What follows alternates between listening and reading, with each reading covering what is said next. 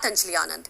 झारखंड में प्राइमरी और मिडिल स्कूलों में शिक्षकों की कमी को देखते हुए 72,000 नए शिक्षकों का पद सृजित किया जाएगा। सूबे के शिक्षा मंत्री ने नए पदों के सृजन के लिए सहमति दे दी है।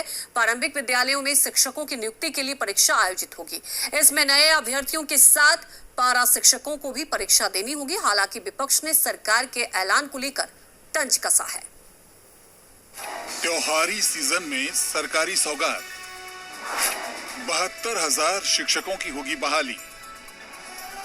झारखंड सरकार इस साल को नियुक्ति वर्ष के तौर पर मना रही है, जिसकी वजह से ज्यादा रोजगार सृजन करने की कोशिश की जा रही है और सरकारी के साथ साथ निजी क्षेत्रों में युवाओं को रोजगार से जोड़ने के लिए कई तरह के कदम उठाए जा रहे हैं। इसी कड़ी में अब राज्य सरकार ने झारखंड के प्राथमिक और मध्य विद्यालयों में शिक्षकों की कमी को देखते हुए 72,000 शिक्षकों के नए पदों के सृजन की सहमति दे दी है। राज्य के प्राथमिक स्कूलों में 17,835 और मिडिल स्कूलों में 4,893 पद रिक्त हैं। इस आधार पर करीब 72,000 पद सृजित किए जा रहे हैं। हमने पद सृजन का काम कर रहे हैं। पद सृजन के काम हो जाएगा तो वैकेंसी निकालेंगे और वैकेंसी निकाल के जो खाली स्कूल पड़ा हुआ है, इस टीचर के बिना पढ़ाई बाधित हो रहा है, उस तरह का मामला समाप्ति की ओर ले जाएंगे।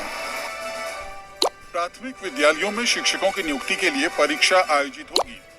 इसमें नए अभ्यर्थियों के साथ पारा शिक्षकों को भी परीक्षा देनी होगी। झारखंड कर्मचारी चयन आयोग परीक्षा का आयोजन करेगा। शिक्षा विभाग ने इसका प्रावधान शिक्षक नियुक्ति नियमावली में किया है। राज्य के प्रारंभिक विद्यालयों में शिक्षकों की नियुक्ति 2 से 3 चरणों में होगी।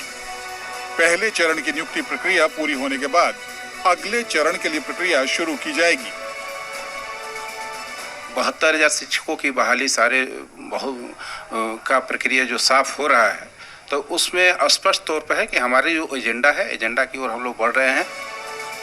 हालांकि नए शिक्षकों की बहाली को लेकर सरकार के ऐलान से विपक्ष संतुष्ट नहीं दिख रहा है।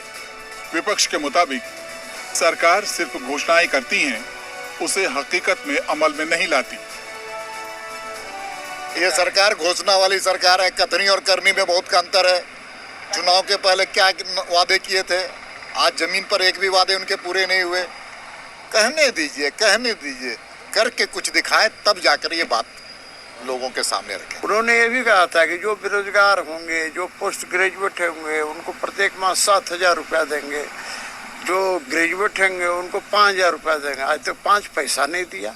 तो ये सरकार सिर्फ और सिर्फ मीडिया के माध्यम से घोषणाएं करती है, लेकिन धरातल पर कोई काम नहीं करती। जो हिंदी भाषी लोग हैं, जो अंगिका बोलने वाले लोग हैं, उनको कहाँ से लाभ मिलेगा?